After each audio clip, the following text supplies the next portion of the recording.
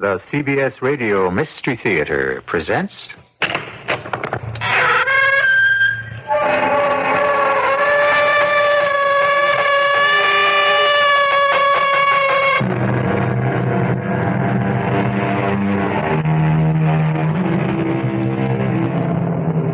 Come in. Welcome. I'm E.G. Marshall. Might is right, said the German poet. And justice, there is none. Well, of course, there are times when it certainly looks that way, doesn't it? However, there is justice, and there is a judge. And if on occasion it might seem that no one is trying the case, it doesn't mean that the court has been abandoned. No, it's just a recess, a brief recess. Your case, my case, everyone's case is on the calendar, waiting to be called. Who asked you to come running in here anyhow? Look, I'll forget about the whole thing. You heard a shot. You had to find out what happened. Believe me, I know nothing. You had to poke your nose where it doesn't belong. Look, I swear, I won't say a single word. You have no one to blame but yourself. Hey, don't look at me like that. It's your fault. Your fault.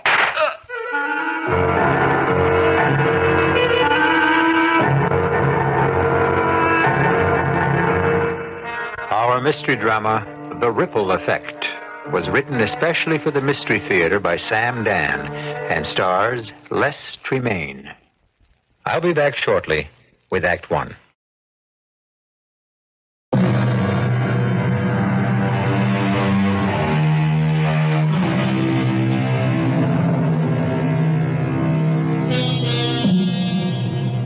God sees the truth, but waits, said Leo Tolstoy. However, with all due respect, one must often wonder, just what is he waiting for? Certain it is that right is being strangled by wrong, virtue ravaged by vice, good murdered by evil. Why then does he wait? Well, perhaps he waits for us to see the truth. A Mr. John Flanders is calling on a Mr. Emerson Maitland. Mr. Flanders, known as Honest John, is an important political leader. Mr. Maitland would like to be the next congressman from Honest John's district. You won't be the best congressman the district ever had, Emerson. Still, you won't be the worst. Then I'm to get the nomination. Emerson, what sort of talk is that? Now, the nomination isn't something I hold in my coat pocket like a lollipop. You know what I'm talking about. If the party gives me the designation, it's tantamount to election. Don't play games with me, John. Am I getting the designation? Well, that depends. On what? On the answer to one question. Well, fire away. The voters are on a purity kick. You appear to be honest. Now, have you at any time ever committed a crime? Never. Will you just listen? Now, have you ever been guilty of any breach of the law? Have you ever been involved in any sort of scandal? Never. The opposition's going to run your past life through a ringer. Now, big thing in this district is moral rectitude. Oh, I know that. I know that. Now, I say it because in some districts, a guy can have 24 wives and a couple of girlfriends, and the voters don't care. I've always been straight arrow, John. Always. Whereas here, everything has to be in order in the bedroom, if you get my drift. Oh, absolutely, John. Absolutely. Well, you come over as a devoted husband, huh? Is what we see what is there? I assure you. And there's absolutely no prospect whatsoever of a surprise? A surprise? Oh, you know what I mean. Well, yes. Yeah, well, so if you have nothing to hide, and if there are no surprises, you'll get the designation. There will be no surprises. Well, that was the question I was sent to ask, and that's the answer I had to get. So tell your wife she can start looking for an apartment in Washington, D.C.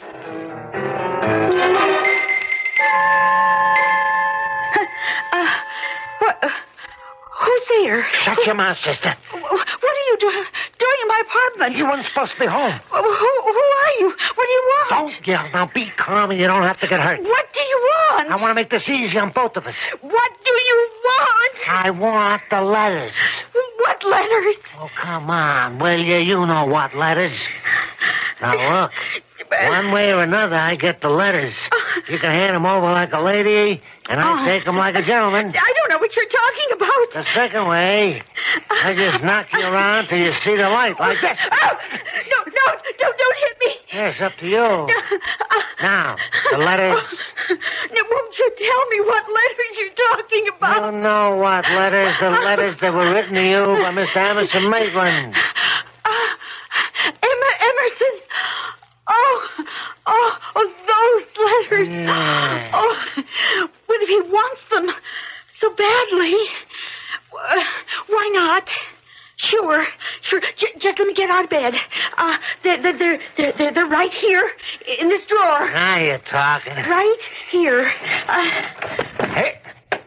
Hey, what's this? You can see what it is. A revolver. And now I'm going to call the police. Oh, no, you won't. Stand back. I'll shoot. Don't take another step. I'll shoot. I'm warning you. Oh, it won't shoot. It won't shoot. Why won't it shoot? Let go of me. Let go of me. Drop it. Let the gun fall on the floor. No. Let go of it. Let go. No. Take your finger off the trigger. Oh. You crazy dame. I'm... I told you to let go. Oh, for crying out loud. Everything is going wrong. I don't want to die.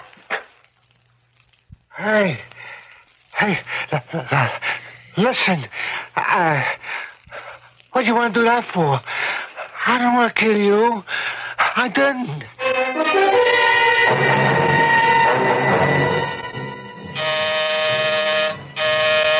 Who is it? It's me, Jocko. For crying out loud, let me in. All right, close it. What's the matter, Jocko? Are you all right? You see this? It's a gun. Jocko, one thing we agreed, you'd never carry a gun. I gotta get rid of it. I gotta find a good place to get rid of it. Yeah, that's right. You never get into real trouble if you don't have a gun. And if you do have a gun, you can kill somebody. I did. That's why you should never... Jocko, what did you say? I said I killed somebody. Oh, no. No, Jocko. I didn't mean to do it. Jocko. This guy, he gave me a job. To kill, and you took it. No. There was this dame. She had some letters that he wrote her, and he wanted them back. And I was supposed to steal them from her apartment. Well, I thought she wasn't home, but she was. So I tried to act tough. Oh, Jocko. And she had a gun. She was going to kill me. And I grabbed for the gun. And went off. And I killed her. That's the honest truth. Oh. What's her name? I don't know. What do you mean you don't know? This guy, he just gave me an address. He said, go there and find the letters. It's only a 2-room apartment. Who was the guy? I don't want you mixed up in it. Oh, if you're mixed up in it, I'm mixed up in it. No, not as far as the cops are concerned. Anyone see you? No, nobody. Coming or going? Nobody saw me. I could swear to it. Did someone hear the shot? There's a lot of traffic outside. It could have been a backfire. Oh, no one saw you. No one heard you. I don't even have to ask this. Naturally, you wore gloves. Gloves? You always wear gloves. I mean, that's the first time. Yeah, I know, but, You're not going to tell me this time. Well, it wasn't a regular job where somebody could call the cops. You didn't wear gloves. I didn't think I had to. You didn't wear gloves. All right. I didn't wear gloves. This one time, why didn't you? Because they're a pain in the neck, that's why. Listen, I didn't touch nothing anyway. You didn't, huh? I swear. You didn't touch the doorknobs? Well, the knob to the outside door, the knob to her bedroom door. That's all. Oh, that's enough. When there's a murder, look, the cops spray some kind of powder all over everything. They'll get your fingerprints. Maybe. Maybe there's a lot of other fingerprints on the door. You know, lots of people come and go, and... And maybe there ain't. Can we take the chance? What do you want me to do? Well, who's the guy asked you to steal the letters? Well, he's a politician. Big shot. Running for office.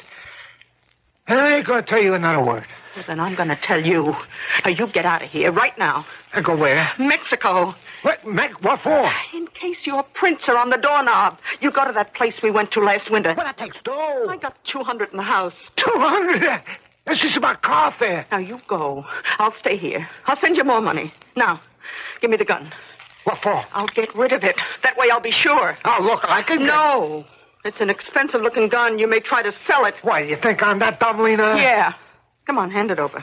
Now, take this money and get on the first plane. Hey, listen. I got an idea. How I can raise some dough. No, Jocko. Do it my way. Listen, Lena. Look, where's that number of the airline we used last year? Lena, this way we could be together. I got this idea. Oh, here it is. Hey, Lena, listen, I'm talking to you. This idea of mine... Where do I make the call? Hello? Oh, yes. When is your next flight to Mexico City? Lena, I can raise this dough so easy. Oh, at 9:30. Oh, well, that gives me an hour to get to the airport. Lena. Yes. One. Tourist. The name is Mr. Jock Lewiston. Yes, that's right. He'll be there. Thank you. Don't you even want to hear my idea? No. Look, I'm putting you in a cab and sending you to the airport. You just make it. Flight 17 Intercontinental. Now, come on. Lena. The cops could be checking those prints right now. You don't have a minute to lose. Taxi! Lena, my way, I could pick up this dough easy. There's no easy way to pick up dough. Look, I'll come down and join you as soon as I can. Look out for yourself, will you? Baby, I don't like to leave you alone. It won't be for long, Jocko. What do you say, folks? Either you want a cab or you don't want a cab. You missed the plane. Okay. I still say my way'd be better. I don't want to hear about it. Well, good luck, Jocko, honey. Good luck. International airport driver. He has a plane to catch. I appreciate that, lady. Well, we're off. Nice-looking girl. Your wife? Turn right at the next block. Turn right at the next block.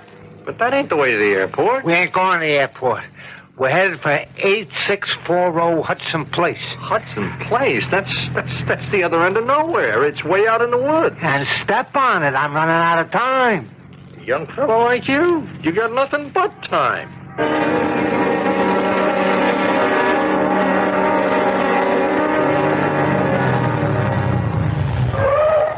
Well, look.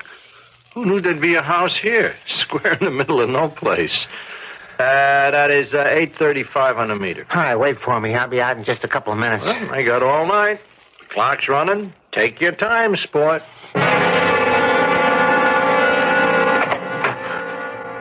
Jocko. Come in. Look, I got no time. I got a cab waiting outside. I got to have some money. I've got the money right here. Just give me those letters. There ain't no letters. What do you mean? There are no letters. She had a gun. She was going to hold me for the cops. I tried to get it away from her, the gun, and now she's dead. And I got to leave town. You killed her. No. I only want to get the gun away. But where are the letters? Was I going to hang around and look for letters? You expect me to believe you didn't find I'm any? in a jam on account of you. I'm in a jam. I got to leave the country. You got to give me money. The letters. Just hand me the letters. I did it for you. You should have made sure she wasn't home. And so, you intend to take her place. Instead of her being able to blackmail me, I now have you. I won't stand for it. On account of you, I had to commit a murder. And you're going to pay for it. I won't let you hold those letters over my head. I don't know what you're talking about. I have something on my desk here that might convince you. Now then.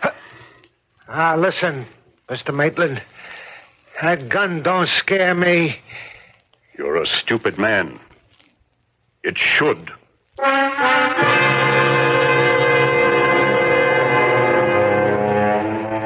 We have been here before, wouldn't you say? And those letters, whatever they are, always seem to inspire somebody to produce a gun. Will there be more fireworks? Well, Act 2 will certainly have its quota of sound and fury.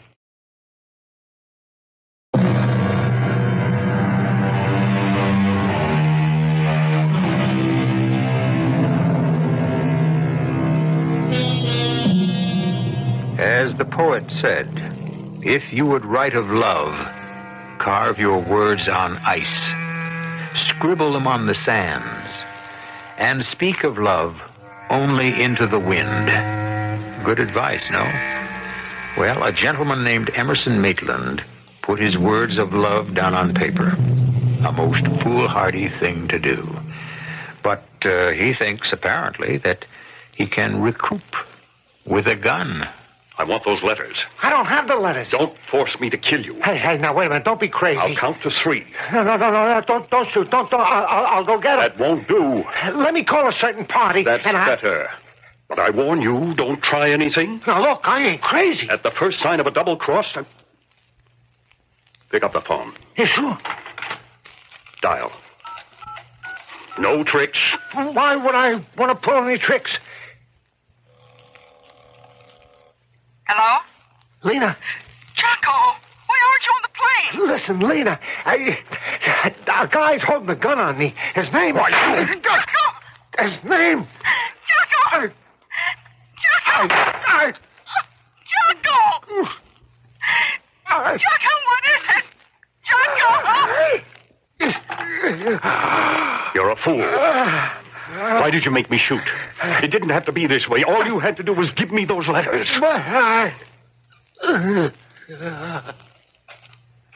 Now, what am I going to do? Excuse me? What? Who are you? Me? I'm cab driver. Party asked me to wait. He'd be right out, he said. I was sitting there in my cab and I heard a shot, so I just... He's dead. Look at him. He's dead. Well, why'd you kill him? I didn't. You didn't kill me.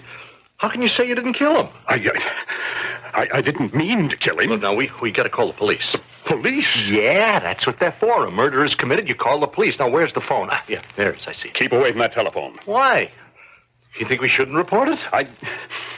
I can't afford to be mixed up in a murder case. What do you mean, mixed up? You are the case. It was the letters.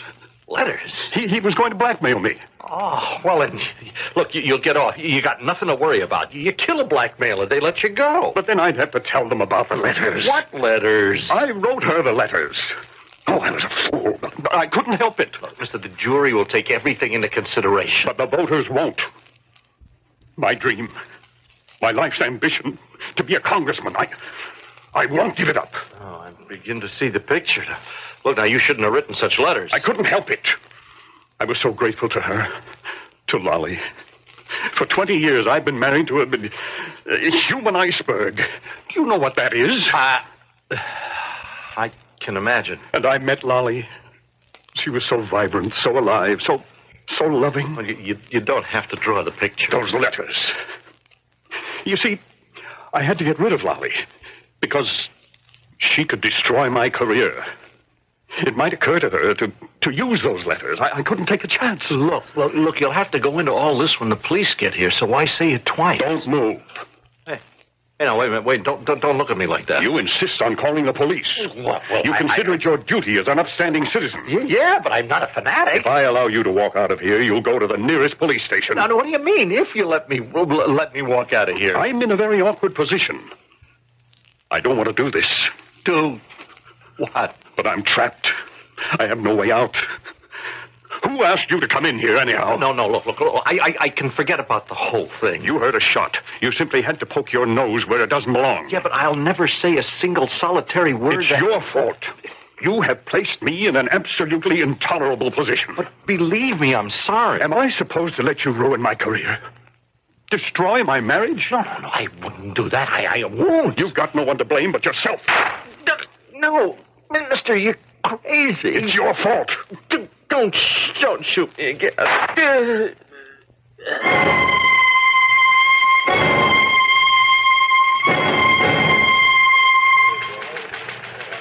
What are you trying to tell me?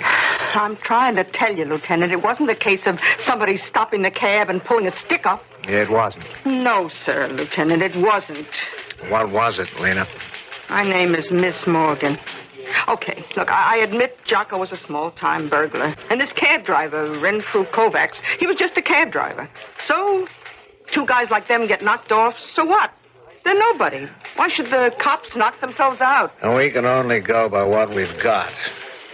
The cab was held up. Maybe he put up a fight. I'm sorry. You're sorry? What does that mean, you're sorry? Now, look, Miss Morgan. What about the phone call I got? How could he phone me if he was shot in the cab? That's where the bodies were found, in the cab. When he was on the phone to me, I heard 2 shots. He yelled, "Lena, somebody's got a gun on me." He was about to tell me the guy's name when I heard the shots, and somebody hung up. Now, how could that happen in a cab? I only have your word for that phone call. Why would I lie? Lieutenant, you know the dame who was killed yesterday? Lolly Horvath? Yeah, well, it's got to be her. She was the only dame killed in this town yesterday. Do you know who killed her? No. I do. Jocko. Jocko? It doesn't matter now, but it's all tied together. Now, Lena, what are you building here? Look, a guy hired Jocko to break into this dame's apartment and steal some letters. They must have been love letters. What else? But Jocko was... She had the gun, and he tried to get it away from her, and it went off, and... Well, how do you know all this? Jocko came home and told me. I made him give me the gun. Where is it? I got rid of it. Dropped it off the outer city bridge. I could believe your story a little better if we had the gun. Please, Lieutenant, I know it would be easy to write it off as a holdup, but Jocko was killed because of those letters. Which letters? The ones he was supposed to steal from Lolly Horvath's apartment. Now, we were all over the place and we didn't find any letters. Maybe, I don't know, maybe this politician thinks Jocko had him and would try to use him as blackmail. Which politician? That's all Jocko would tell me. He was a politician. He was running for office. He needed those letters. A politician running for office. Now, there's a real live lead.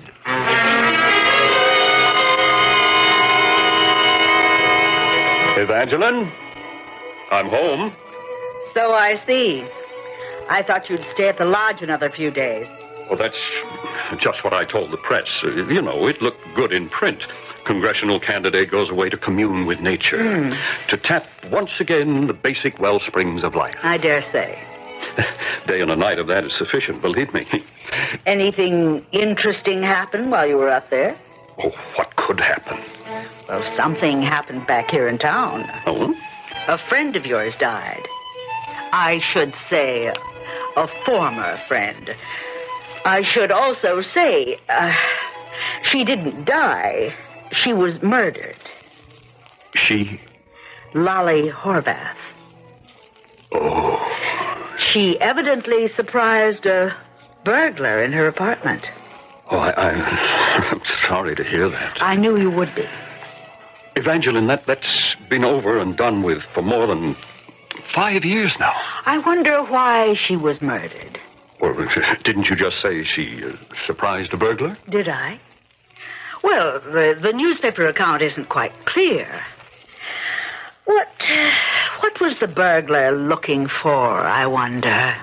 Ordinarily, I guess, jewels, money. What do burglars look for? Who knows? There are all kinds of burglars. Evangeline, you are never one to engage in aimless, idle conversation. Aimless, idle conversation. Oh, how appropriate. But how untrue. I never did engage in that kind of conversation until the past several years of our married life when it all became aimless and idle. Please, Evangeline. Don't worry, I won't divorce you, not now. And if I did, it no longer carries the stigma it used to. I thought we'd made up. Yes. You need a wife to enhance your image. I need a husband to support me. Well, we'll make do. In all my married life, I only made one mistake. You mean you were only caught one time? Oh, please. It's a very straight-laced election district, Emerson. Are you sure your affair with Lolly Horvath... Oh, please, don't refer to it. It's over. You mean you were able to keep it absolutely secret? From everyone but you. I hope you didn't leave any traces behind. Traces? What sort of traces? The ones that immediately come to mind would be fingerprints. I don't understand. Fingerprints? I hope you didn't leave any. Where? Why, you might have left them in Lolly Horvath's apartment. How could I leave fingerprints in her apartment? You could have. For instance, the papers say a burglar... Evangeline, will you please tell me what you're talking about? I hope you weren't the burglar. I? You certainly wouldn't be interested in stealing something from Lolly's apartment. What are you talking about? The letters. The letters? The letters you wrote to Lolly Horvath. They could end your political career. How do you know about the letters? What do you know about the letters?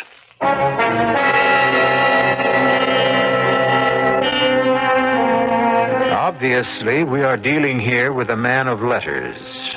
So far, they have taken the lives of 1, 2, 3 people.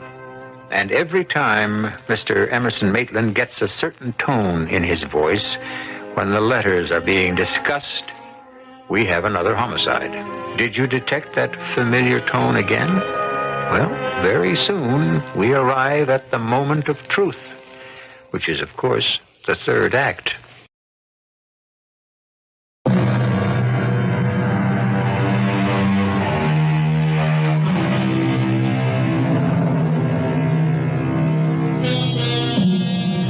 Honoré de Balzac, who knew a thing or two about people, said that a person should always keep his words to himself instead of speaking them or writing them publicly so that other folk could twist them about for their own purposes. Like most sound advice, this too has gone begging. Emerson Maitland would be in better shape today if he hadn't written certain letters yesterday. What letters? Why, my dear, the letters you wrote to Lolly Horvath. Love letters. Why, I never... Yes.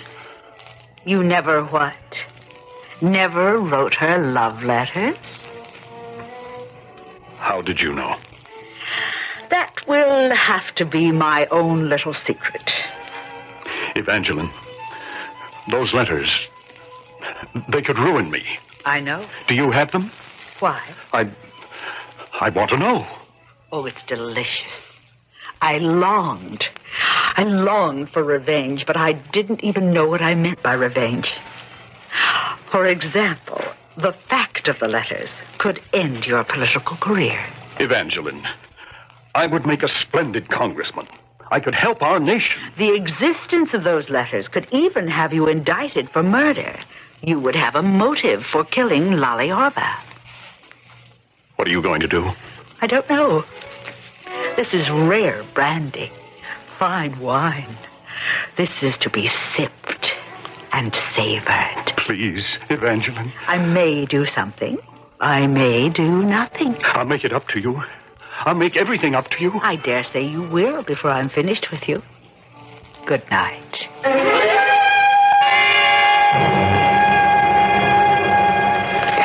Lieutenant Quincy. Oh, it's you. Yes, sir.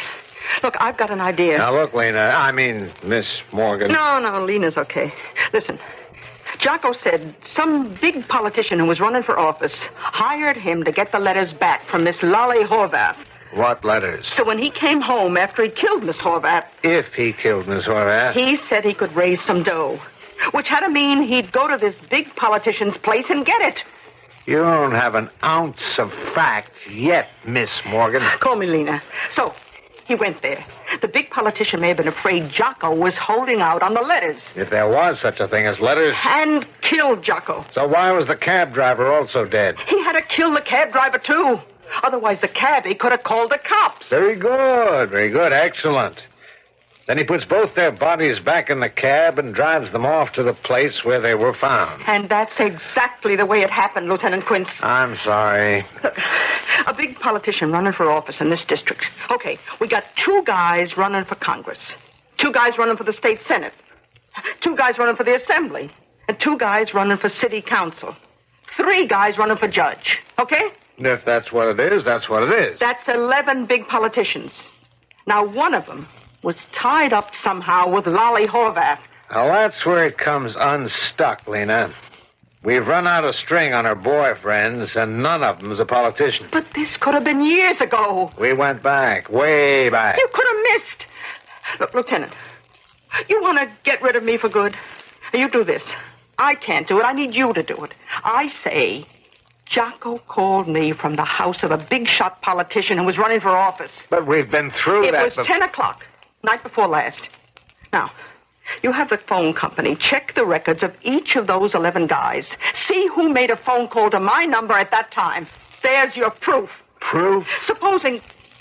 Just supposing, a call was made from one of their homes to mine, huh? Well, Why would any of those big shots be calling me for? It would mean I'm telling the truth. It would mean Jocko did call me just before he was killed. It would mean he wasn't murdered in a taxi cab. Look, Lena, it could all be something... Are you scared, Lieutenant? Scared? Of what? Of the truth. This way you got yourself a nice, convenient little hold-up murder. And in a week you can forget all about it. Now, look here, young lady, you can... My way, it's something else. And it involves a big shot.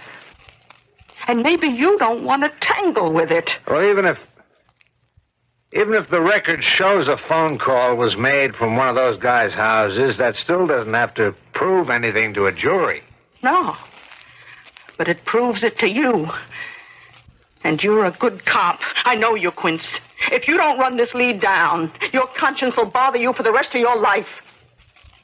Okay, Lena. Pick up that pencil and write down your phone number. Lieutenant, I'm right. You'll see. Just write it down, huh? Oh, Eddie, I have to know about a phone call. If it was made to a certain number at 10 o'clock last Wednesday night, it could have been made from any one of 11 telephones.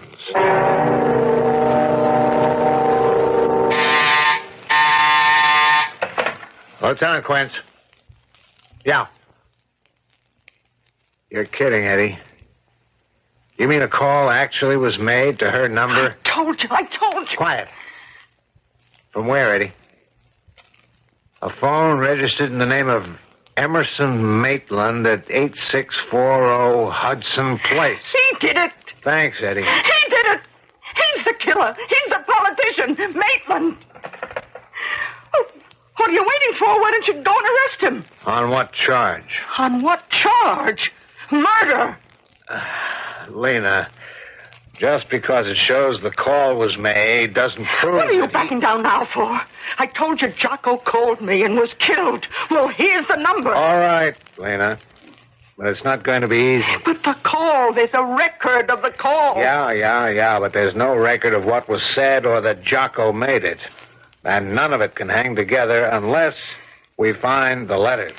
But I'm right. And you know I'm right. And you won't quit on it.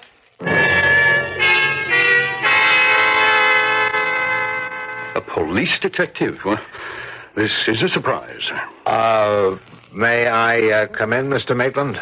Oh, please do, Lieutenant. Who's at the door, Emerson? Oh, Evangeline, this gentleman is a police detective, Lieutenant Quince. How do you do, Lieutenant? I won't take up too much of your time. You have a home at 8640 Hudson Place. Summer home, yes. Mm-hmm. Were you there Wednesday night? Wednesday night, let me think. According to the papers, that's where you said you'd spend a couple of days. Oh, yes. Yes, I was, now that I think of it. Do you know a young lady named Lena Morgan? Lena Morgan. No. Name is not at all familiar. Well, sir, checking the records of the telephone company, a call was made from your house on Hudson Place to Miss Morgan's number Wednesday night at 10 p.m. Well, that's impossible. I don't know Miss Morgan. Why should I call her? Could someone else have made the call from your place on Hudson Avenue? No. I was alone. It must be a mistake. But the record shows a call was made. Oh, I remember now. I did make a call. Her name is Morgan, you say? Yes, Lena Morgan. Of course. I called Lou Morgan. The news commentator, I wanted to talk to him. Yes? Perhaps to set up an interview. I looked up his number in the book. Lou Morgan. Must have dialed Lena Morgan by mistake. I remember now. A young lady answered. I knew it was the wrong number, and I apologized and hung up. And you didn't dial the operator and ask for credit? I didn't think about it. Will the record show that you made another call? Well, no, because I believe in the odd laws of chance. The fact that I had chosen the wrong number could have been a sign that I was not to call Lou, that the interview was not to be. Then you don't know Miss Lena Morgan? No, sir, I do not. Do you know a man named Jocko Lewiston? No, Lieutenant. A cab driver named Renfrew Kovacs? Nope. Miss Lena Morgan. Now, why is her name familiar? Oh, I know. I read it in the paper. She was the mistress of a burglar named Jocko Lewiston. He was murdered. I wouldn't know, Evangeline. Well, Lieutenant, do you have any more questions to ask me? No, not at the present. Does that mean you will have further questions in the future? I don't know. I can't read the future.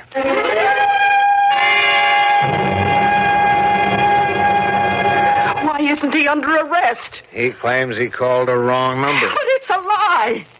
Jocko called me from that number. He was holding a gun on Jocko. He killed Jocko. There's no proof. Your word against his. And who are you, Lena? You got a prison record. You've been involved in confidence operations. It looked like an attempt to smear him politically. Well, what are we going to do? The letters. If we could find those letters, it would all fall into place. We've got to find those letters. Lieutenant Quince. Who? Yeah, send her up. You better beat it, Lena. I have to talk to somebody. You mean you're not going to nail this guy for Jocko's murder? Lena, I'm going to do what I can. Now be a good girl and beat it. I really don't know what I'm doing here, Lieutenant. But yesterday, when you were speaking to my husband, it all fell into place. What fell into place, Mrs. Maitland? You see, I thought my husband had murdered Lolly Horvath. What are you saying? But he didn't. This Jocko Lewiston was a sneak thief. Obviously, Emerson had hired him to steal the letters from Miss Horvath's apartment. Then there are letters. Lieutenant, I am no longer in love with my husband. Actually, I despise him. For reasons that are personal and private. Yes, but the letters, what about... He was having an affair with this Horvath woman. Stupidly, he had written her letters. When he cast her aside, she came to me. She had the letters. She offered them to me. I, of course, had to play the grand lady. To show her how much contempt I had for the whole affair, I took the packet of letters, and without even looking at them, tossed them into the fire. You burned them? Completely.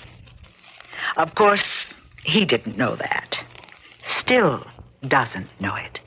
Well, then, she wasn't trying to blackmail him. No, of course not.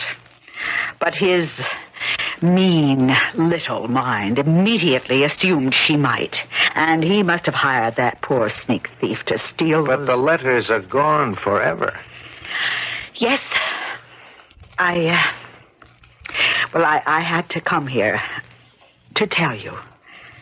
He committed murder, but we'll never be able to prove it.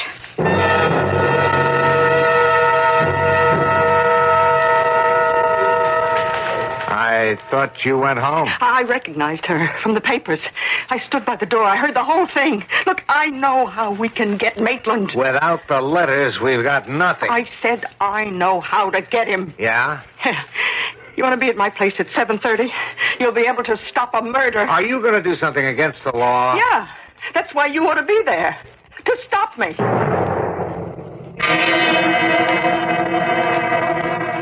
Well, now, Miss Morgan, that name surfaces again. I've come here at your invitation. To do what? Well, I said it was a matter of utmost importance. It's about the Letters? Letters? The love letters you wrote to Lolly Horvath. The letters you killed 3 people for. I don't know what you're talking about. Well, maybe they can only get you for 1 murder, but that's good enough. You're bluffing. Miss Horvath is murdered. Letters that name you as her red-hot lover come to light. Oh, what a motive. Anyway, at the very least, you're through in politics. Where are the letters? You admit there are letters. Where are they? How do you know about them? Well, my boyfriend was supposed to steal them. We were going to blackmail you. We didn't figure you'd kill him. I'll kill you, too. Put that cap pistol away. This is the gun I used to kill your friend and that driver. The letters. Where are the letters? You think I'd have the letters here? They're in a safe place. Where are they? As far as you're concerned, they're in the safest place in the world. They don't exist. What are you saying? Where did they go? Well, I guess you could say they're gone with the wind. Yeah, that's what happens when something goes up in smoke. Your wife burned them, chump. She burned them? Then nobody... It was all for nothing, sucker. All for nothing, Mr. Maitland. She's absolutely right. It was all for nothing.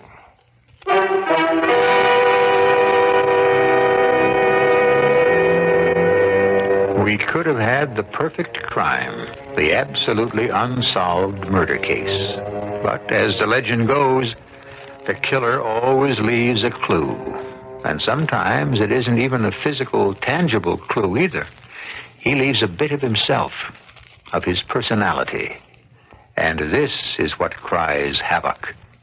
Don't you cry. I'll be right back.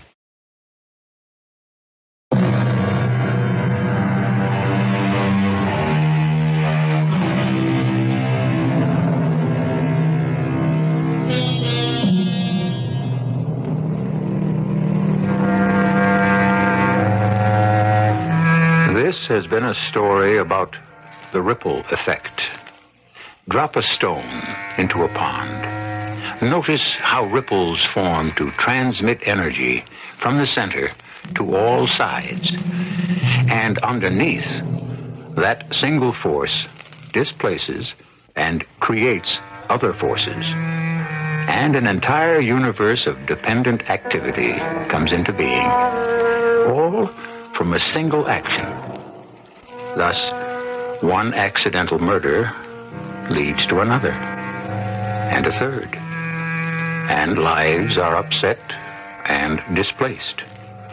And who knows where, if at all, it will end.